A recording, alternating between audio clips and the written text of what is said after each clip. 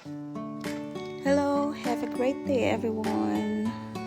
It's me, Lolly, and ngayon we're gonna cook isda, fish.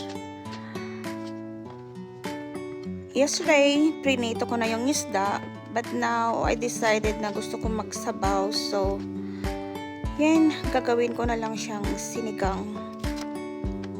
So I have here tomato, spring onion, ginger, and pechay.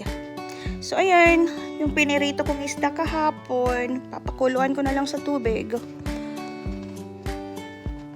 At gagawing sinigang.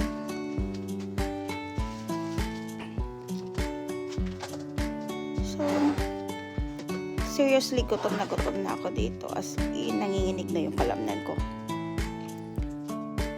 Pero, late na kasi ako bumangon, kaya ayan, day off ko ngayon, and I still have that mango that I bought from Wish. So yan, mag-slice ako 3 piraso.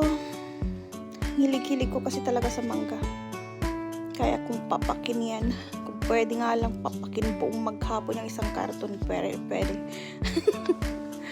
Pero yan, so wait ko nang maluto. Yan, hindi pa kumulo, pero yan, gutom na